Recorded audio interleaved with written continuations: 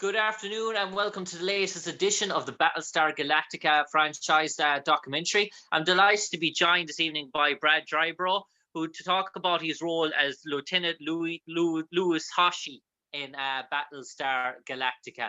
I suppose, Brad, it's almost a decade on now since Battlestar Galactica.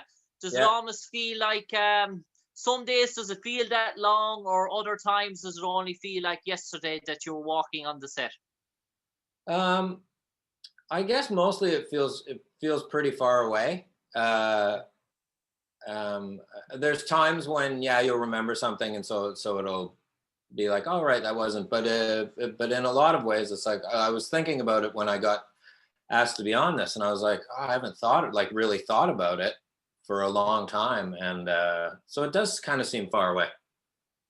And Brad, in terms of your character, Hoshi, how did the opportunity come about for you to get involved in Battlestar Galactica and get cast in the role? Did you try out? I know, speaking to Grace Park, she actually told me she tried out for Starbuck, and then Candice McClure tried out for different roles, and then Chief Terrell Aaron Douglas tried out for multiple roles before he got the chief.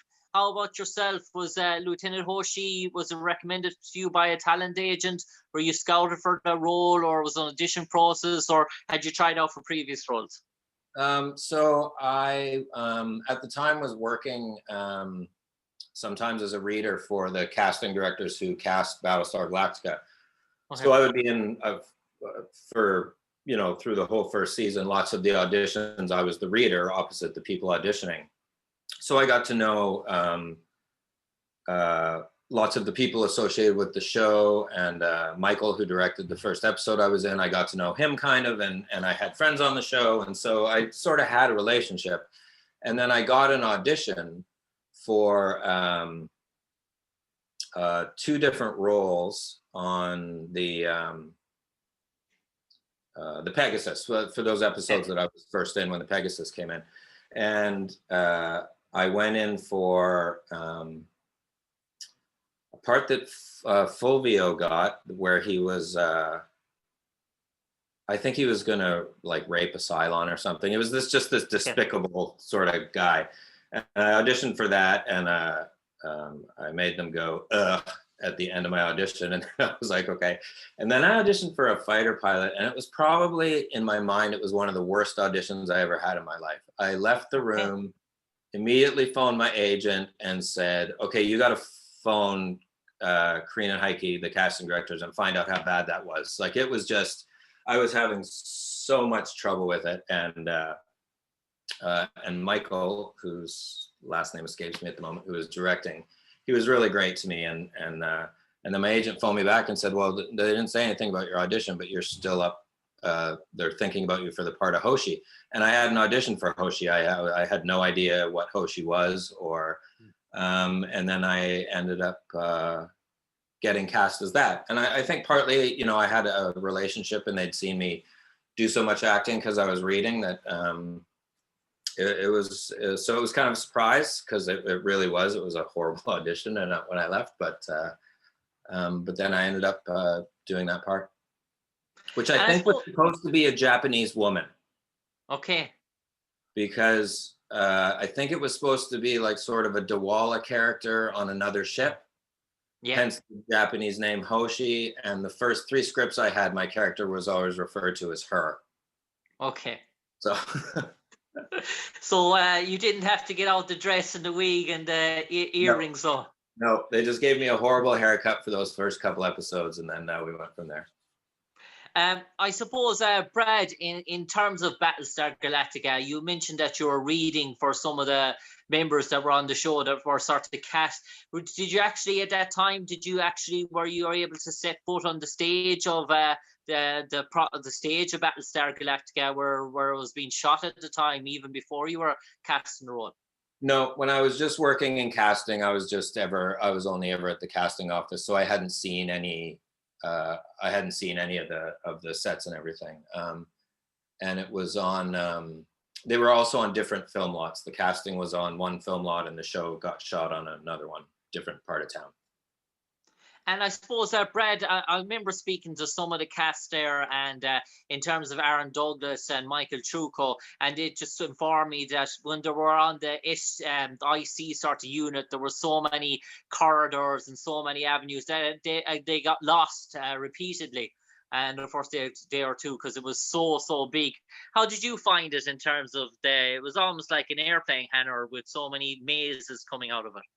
Oh, it's impressive. Like it really is. It was, I'd been on a couple of big things, but I hadn't been on a show with a set that was that involved. And it was a huge studio. And it was, you'd be walking through the parking lot and there'd be a raptor outside, and they'd be wheeling stuff around, and it was, it's a huge building. And so all those sets were sort of permanent sets, and yeah, they're all connected by all the hallways of the ships, and it was an impressive thing.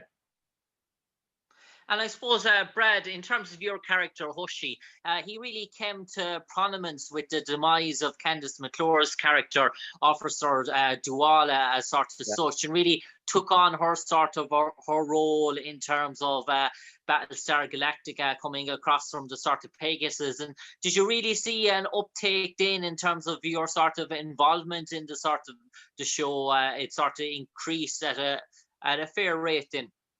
Yeah, definitely. I mean, after I did those first few episodes about the Pegasus, and then the Pegasus got blown up, and I thought I was done. Like I thought that was it. I was just doing those shows. And then the next season, I guess, my agent called and said, "Oh, you booked some days on Battlestar," and I'm like, "But my ship blew up. How am I?" And then I just showed up, and I was, I got my script, and I was like, "Oh, I'm on the Battlestar now." And so I guess that was just. I've always just kind of taken it as they liked having me around, and I did my job well, because it was really great to get kept on after I thought I was probably dead.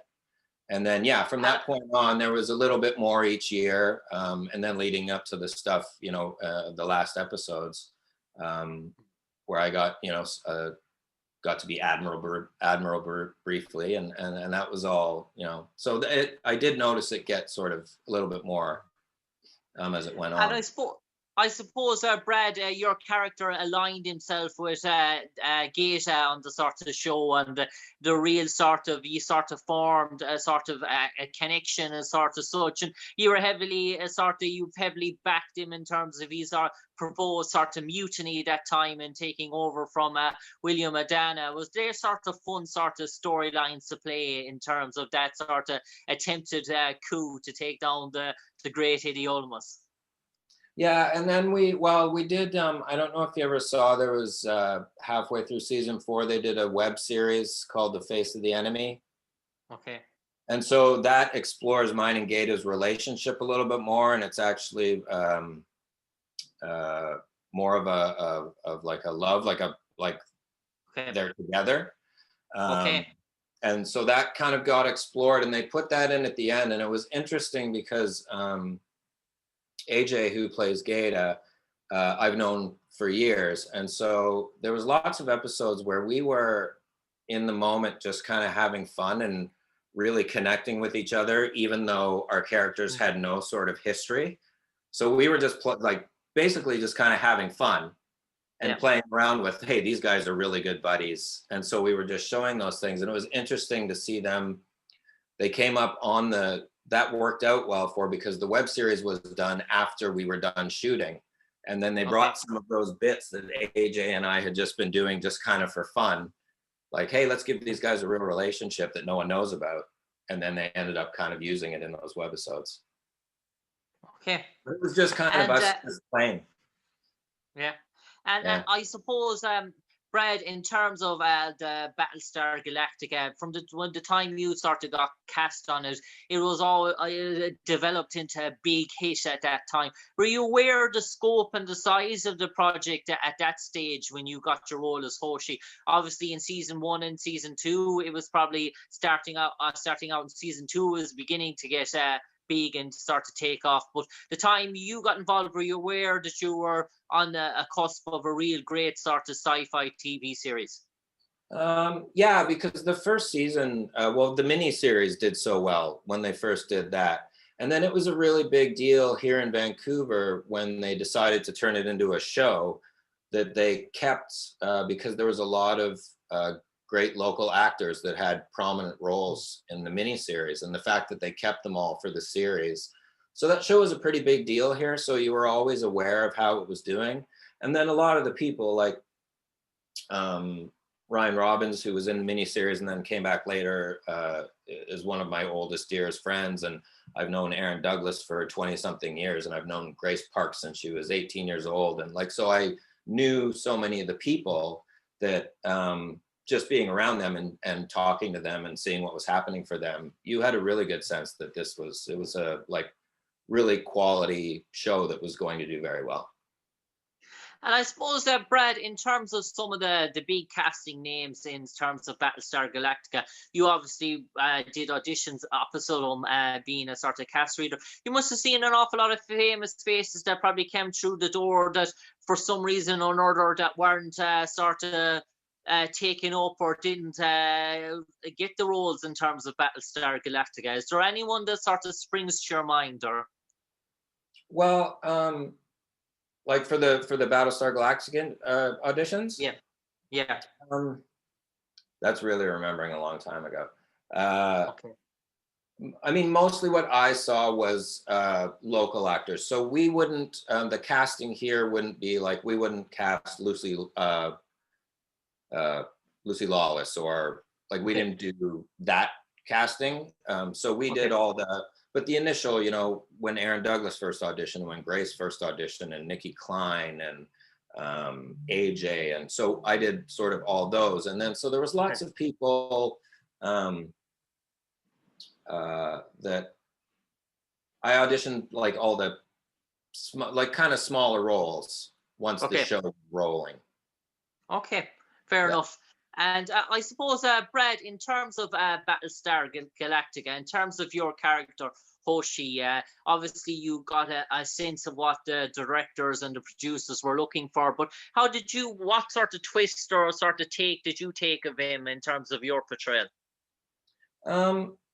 I just always worked on, like, this is I went with this is a military, this is a guy who's just doing his job. He's not too up or down. He's always in control. You just kind of play with that, that sense. And then the longer that I was there, then things, you become a little bit more a part of it. And then you start doing the stuff like what AJ and I would do, or you start to be comfortable and you connect with everybody differently. And that's when you start to find out, oh, okay, this is how these people think about. And then you sort of loosen up a bit and start to find instead of just the military guy at his computer screen, you start to find a little personality in him. And so then you just try to bring out that personality in the brief contact you have with other characters. I mean, my character was a lot of just yelling stuff over the radio, so.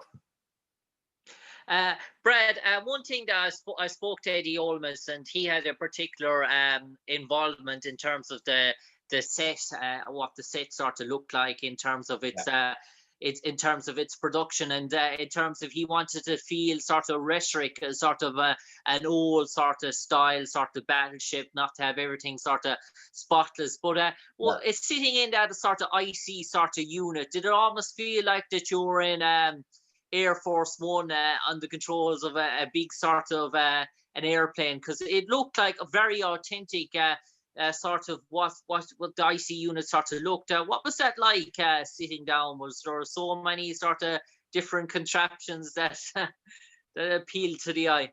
Yeah, I mean, it's like the detail is incredible. And when you see it, because I'd seen some of it on the show before I was there, and it all looks like it's metal and hard, and it's all paper mache and foam and plastic, and it's amazing how it looks and the detail. And so all the computer screens, there's guys who are back offset with their computer screens, making sure that all the stuff on the computer screens is the stuff that you're talking about, and so you're watching an actual thing that's happening. And then you play the game of when you're someone who sits at a is flipping switches and talking on radios and stuff, you make decisions about, okay, because there's people who are watching the show who are going like, oh, he does something different every time he talks or whatever. So you make sure you're like, okay, every time I talk on the radio, I'm going to hit this button. And every time I do this, I'm going to twist this knob. And so all those things are there, and you can you make sure like, okay, I'm going to do this like this guy would do it the same every time. And so you get to play that little game with yourself. It's fun. And Brad, in terms of Battlestar Galactica, and I suppose it's sort of conclusion, did you sort of feel yourself that you touched every sort of note and aspect that sort of left a sort of a story sort of finished? Did you feel that it touched all the sort of boundaries? Did it leave sort of any avenues open for a potential sort of future movie or a future offspring of a series down the line? Or do you feel she touched everything? So there's I think it did. I really thought Battlestar Galactica, it was smart to not go longer than it needed to, and it did a great job of telling that story. And there's another show in development right now that no one really knows what it's going to be. The speculation is that it's just a different ship full of humans that are separate from Battlestar, but it's going to be in the same world. So I think they are going to explore, maybe there's other humans out there that escaped that they didn't know about. So I think something's in the works. So it'll be interesting to see what they do. And I suppose then, Brad, for you in being an actor and being involved in many sort of projects down through the years, and how does Battlestar rate up for you? Is it in your top 5, your sort of top 10 of your works? And does the character Hoshi hold fond memories even to this day in your heart? Oh yeah, I mean the stuff that it's definitely at the top. The stuff that's at the very top is the films that I've done with my friends and the sort of independent cinema, that kind of stuff. But as far as like a job, like working, Battlestar was it was the best experience I had because I was there the most, and I got to actually, when you're a day player, when you're an actor that just sort of does bit parts and lots of things, you're only ever there for a day or half a day or maybe 2 days if you're lucky. And so you never really feel, you're just there doing a job. You don't really feel part of this thing that's happening. So to be on something that long, it was really great to feel, I got to know everybody. Like I got to know Edwards James Olmos, like I got to hang out with him, and I knew Mary, and you start to get to know everybody and all the camera guys. And so when we went to Kelowna to shoot, or to Kamloops, sorry, to shoot the final episodes, when they found Earth, it was good to go on that trip and feel like I was part of the whole thing, and it was super fun. And so that it was my best experience for that. I mean, it was really great, and you got paid well. All the stuff that I liked doing the best, I got no money for, but this was the best paying thing I'd done. Yeah. On that note, Brad Dryborough, an absolute pleasure talking to you today to relive your memories of playing Lt Hoshi in Battlestar Galactica. And thanks for sharing your stories. And no doubt, maybe in the future, your character can be reinvented or retwisted, and you might appear in the sort of new show. Hoshi could beam onto the new sort of Battlestar Galactica sort of ship and take all over once again. But for the moment, Brad, pleasure. And for you in these troublesome times, for you and your loved ones, stay safe and stay care. You too, man. Cheers. Thanks very much. Thank you. Bye-bye.